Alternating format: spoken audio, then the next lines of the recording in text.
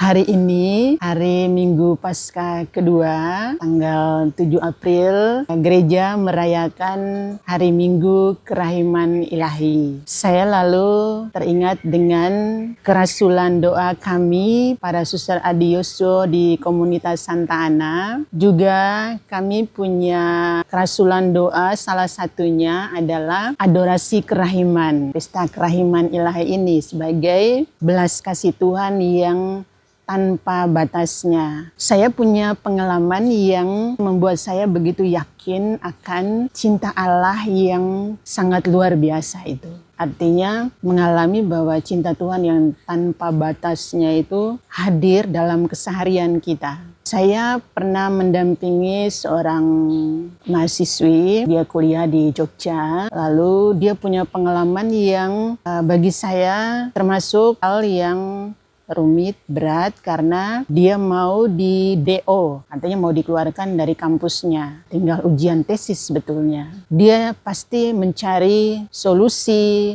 dan yang terakhir saya meyakini dia mencari Tuhan. Dan dia datang di kapel kami, di kapel Bintang Samudra, dan berjumpa dengan saya lalu bercerita. Saya sendiri tidak bisa menolong apa-apa karena dia kuliah S2, mana saya juga tahu tentang prosesnya mereka dia kuliah. Saya hanya berjanji dengan dia bahwa suster akan mendoakan kamu, dan kamu kalau bisa setiap minggu datang ke gereja lalu kita doa, karena satu-satunya kita punya pegangan, kita punya andalan itu ya Tuhan. Jadi kesulitan apapun yang kita alami dalam hidup ini, kita punya andalan satu-satu, itu kuasa Tuhan. Dan itu kamu harus meyakini. Itu yang saya pesan ke putri ini. Lalu kami berjanji berdua berdoa setiap hari, dan juga di hari Minggu kami dua berdoa bersama. Lalu saya berdoa pada kerahiman ilahi.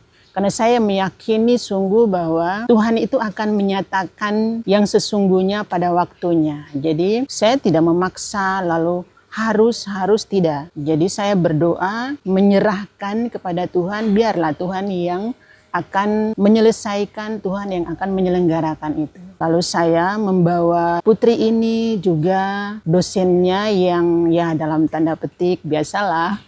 Anak-anak muda mengatakan dosennya killer begitu, tetapi ya itulah di dunia, di perkuliahan, di kampus begitu. Tapi bagi saya kuasa Tuhan jauh lebih kuat daripada apapun yang ada di dunia ini. Jadi dosen killer pun kuasa Tuhan kalau sudah turun hatinya akan baik lagi begitu. Itu yang saya yakini. Dosen pembimbingnya dia ada 3 orang, pasti dosennya yang prof semua.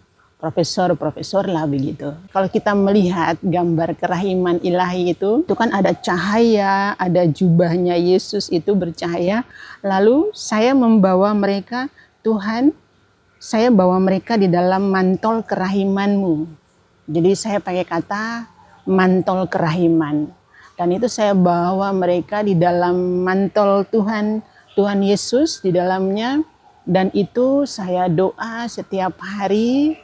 Dan kalau tidak salah 3 bulan kemudian, lalu pagi-pagi saya sudah di WA oleh putri ini, suster dosen A ini WA saya kalau nanti jam 9 suruh ketemu dia.